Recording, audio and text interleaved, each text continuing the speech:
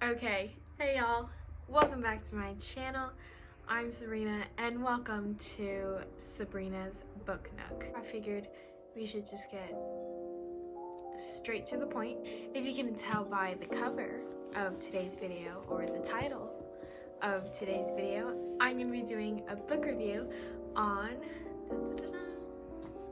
Rule of Wolves by Leigh Bardugo. So this is a it is a really new book. It just came out on March 30th, which was a couple days ago. I was so incredibly excited to read this book. I waited like over a month for this book. I was so excited to read it, and yeah, I'm going to be doing a review on it. So before I get into reviewing the actual book, I'm going to break this video down, kind of. So this is my first review, so if I'm a little about things, that's probably why, because I've never done this before. I mean, like, I talk to my mirror about books when I'm like ranting and stuff, but I haven't actually like sat down and done like a proper review. This video might be a bit awkward. This review might be a bit awkward because I'm awkward. Okay, this review is essentially going to be broken down into 4 parts, right? So part 1, I'll just be talking, just like general thoughts and opinions on the books, and I'll also be giving a brief little plot summary. Don't worry, it will be spoiler free. It's just sort of like what you would see on the back of a book or book jacket, something like that. So it's all spoiler free. However, the next 2 parts of my review will not be spoiler free. They will have spoilers. If you didn't want spoilers, why are you watching the video? Why are you watching a review? Why? So part 2, I'll be talking about plot, writing, and other elements like that, and just sort of, my opinions on that, I guess. So obviously that part is going to have spoilers. In part 3, I'll be talking about characters, which might probably be the longest part because I rant a lot about characters. But, there'll also be a little bit about character development, and this part will also include relationships, whether that be familial relationships or romantic relationships. So that part will have spoilers as well, obviously. So part 4 of my review will be spoiler free. It will just be my final thoughts and opinions on the book, as well as my rating and answering the question, is it a must read? Great? Great, okay, so now that I've got all that out of the way, let me just sum it up really quick. 4 parts of my review. Parts 1 and 4 will be spoiler free. Parts 2 and 3 will have spoilers. Part 1, starting off thoughts, opinions, plus a brief plot summary. Part 2, plot, writing, and other elements. Part 3, characters and relationships. And part 4, final thoughts and my rating of the book. Okay? Great. So now let's get into the actual review. So part 1, beginning thoughts and opinions. Alright, so I have waited for this book. I already said this, but I've waited for this book for like what feels like forever. And let me tell you right now, it is absolutely worth it. 100% worth it. It's mostly politics based, but it's like, fantasy world politics based. But there's also romance and comedy to get you through it. This book was just absolutely amazing. I loved every part of it. I screamed, I cried, I laughed, I danced. Did I dance? I think I danced a little. I danced a little at some part. It's a very happy part in the book that made me dance. So I read this book in one sitting. It's about 600 pages, and I read it in one sitting. It took me about, I think, 6 to 7 hours. I stayed up till like 2 a.m. to finish it. Absolutely worth it. I don't know what it is, but with all the Grishaverse books, I always finish them in one sitting. I don't know why, but I do. So I figured I had to finish this in one sitting as well, and I did. And yeah, this book, amazing, an experience. I loved it.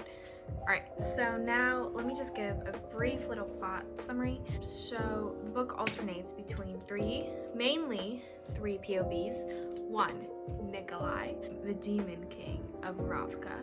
2, Zoya, a powerful Grisha and general, and also might possibly be a dragon. 3, Nina, a spy who's determined to bring her country justice. So the book alternates between mainly their 3 POVs and a little bit of the side characters. Essentially, the plot is together they must find a way to save Radka and Grisha. Also, side note, if I slip up and say Grisha throughout this video, it's probably because I've been saying Grisha like this entire time. I did not know it was Grisha until like a week ago. Alright, so now let's move on to the next part of my review. Part 2, plot, writing, and other elements. So the writing was fantastic, as always, with all the Grishaverse books. However, there is one thing I found slightly annoying. It's a recurring thing that happens throughout this book, and it also happens a lot in Six of Crows duology. It's the trope when a character would reveal a plot twist in their plan, leaving the readers and other characters like, oh my god, they were secretly doing that the whole time. Like, for example, and also I mentioned this part is gonna have spoilers, so I'm gonna recall specific things from the plot. Like when Zoya is meeting with the Kirch representative, and he's like, no, we're not gonna aid you in the war.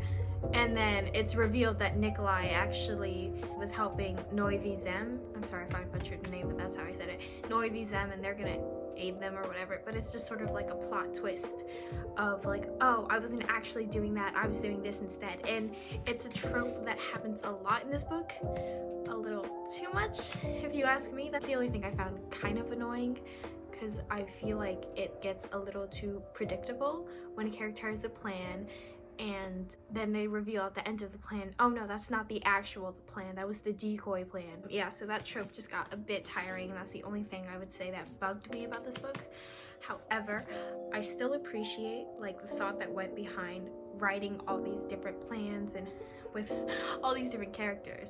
Another thing I want to talk about was the amount of cameos in this book. I mean, you had cameos ranging from Mal and Alina in Oncat, to Kaz and Inej, although not together. I love the cameos. It made me so happy to see the recurring characters. Although I have to admit, it was a bit weird reading the Crows and Nikolai and Zoya meet up, because I feel like, I don't know why, but when I was reading Six of Crows, it just felt like a completely different universe from like the Shadow and Bone universe. So reading them was like a crossover, which it technically is, but like a crossover from different universes, even though they're in the same universe. Also, I need to talk about how Kaz still obviously has the hots for Inej, and she's out there doing her thing, taking down like human slave trafficking rings or something like that, which is awesome. And I also love seeing the little pieces of banter between Jesper and Wylan, who are living together. That's so cute. Okay, and also we need to talk about the ending of the book, where it possibly leaves an open ending for Six of Crows 3. I believe it's like Zoya talking about needing to steal some sort of relic, and she knows one criminal in Ketterdam who can do that. Obviously Kaz. Ooh, so this might mean Six of Crows 3, and if that happens, I will not be ready for it. Another thing I wanted to talk about was that this book has a lot of war and battle scenes, and usually I don't particularly like battle scenes. I find them boring and they just sort of drone on, but with this book I feel like the battle scenes are actually well written and can keep you engaged. For example, like the Songbird War Machine, just hearing the description of it made my ears bleed as well. And also, wait, we just need to talk about how hilarious it was for the Darkling wink at Nikolai across the battlefield before kneeling down and calling Zoya a saint. I laughed so hard during that scene. I know I shouldn't, but this man just doesn't. That's essentially all my thoughts and very long rantings on the plot and the writing of this book. So we can move on to the next part, characters and relationships. Alright, so let's begin by talking about the main characters. Obviously, we start off with Nikolai. Nikolai. He's probably one of my favorite fictional men ever. Top 5, definitely, maybe top 3. He's extremely rich, handsome, intelligent, funny, all things he would use to describe himself probably. Right, so I genuinely looked forward to his POVs. Also, his love for Zoya is so sweet, so cute in this book, and their kissing towards the end actually made me cry and made me scream a bit. I'm not even kidding, I actually cried. There were tears in my eyes. Reunion scene from his dad was also hilarious and also kind of sad, which is like, I guess, the whole point of the scene, but it was just beautifully written and beautifully done. I could probably go on for the rest of the video talking about Nikolai and the things he does in this book and the things he says, but then this video would probably never end because I would never shut up about him. So let's move on to the next character, Zoya. So, I mean, what else is there to say about Zoya? She's badass. Her love for Nikolai and her struggle to express this love for him. And it's really interesting reading about her struggle to express love for him while also dealing with like war breaking out in her country. Like, one minute she's talking about how to kill a bunch of Fieridans, and the next minute she's talking about how much she wishes Nikolai would kiss her. It's hilarious, honestly. But I also really loved reading about her struggle with reclaiming her cultural background.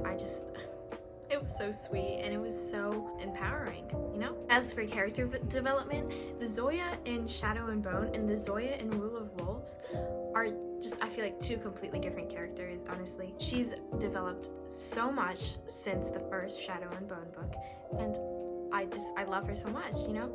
I love her so much.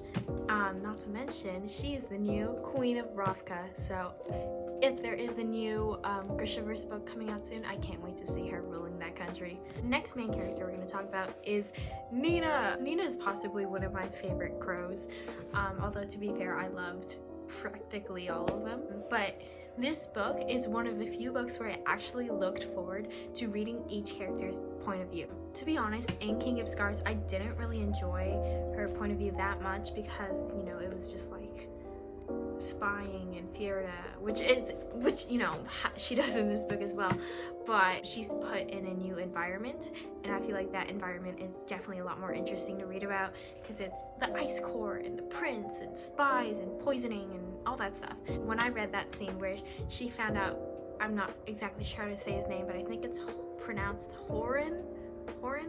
When I read the scene where she found out Horan was the person who killed Matthias, I cried so freaking hard. Just tears. I thought it was a beautifully written scene. You could literally feel her anger and her sadness while reading the book, and it was just, I cried so hard because I loved Matthias and I loved Nina and I loved them together.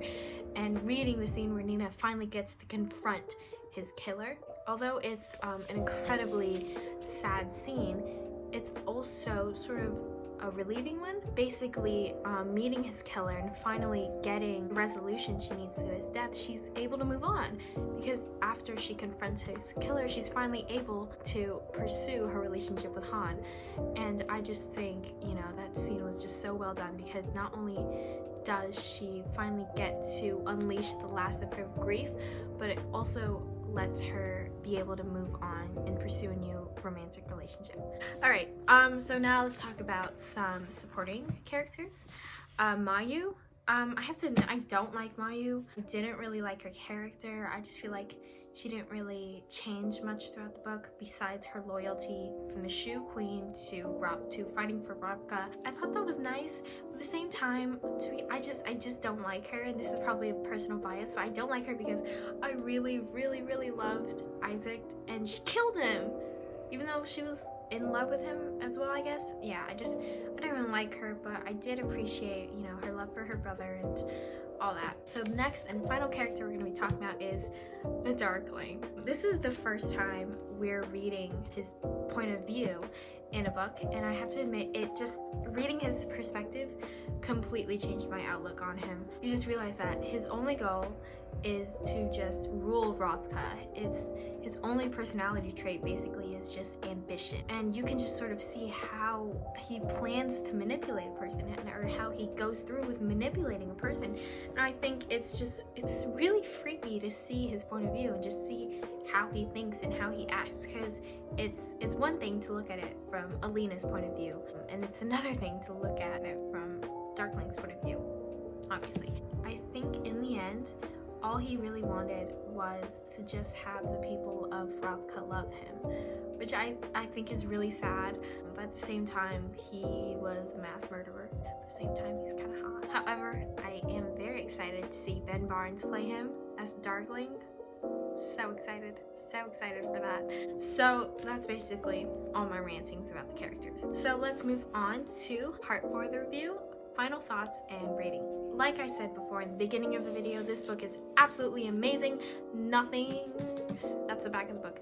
Nothing but praise for this book. Like I said, it made me cry, made me laugh, made me scream, made me run around my house after reading certain scenes.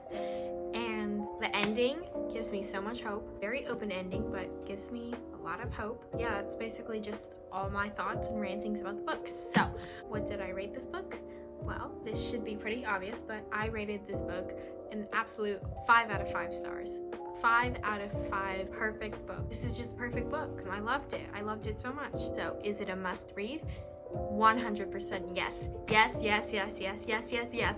Read this book. However, if you haven't read the Shadow and Bone trilogy or Six of Crows duology, or King of Scars, you're probably going to be super confused by this book. So I feel like the people who can read this might be a specific audience. However, just read this book. If you have read the entire Grishaverse books, read this book. It is so amazing. I loved it so much. 5 out of 5. Just 5 out of 5. Yeah. Anyways, that's basically my review on Rule of Wolves by Leigh Bardugo. If you watched this video and you liked it, give it a thumbs up. If you didn't like it, don't give it a thumbs up. If you really hated it, give it a thumbs down. But please don't, because that would be bad. Like, really bad. Not really bad, but it would be bad. I wouldn't like it. Great! Anyways, if you like this video and want more videos from me, hit that subscribe button, and I'll see y'all next time. Bye!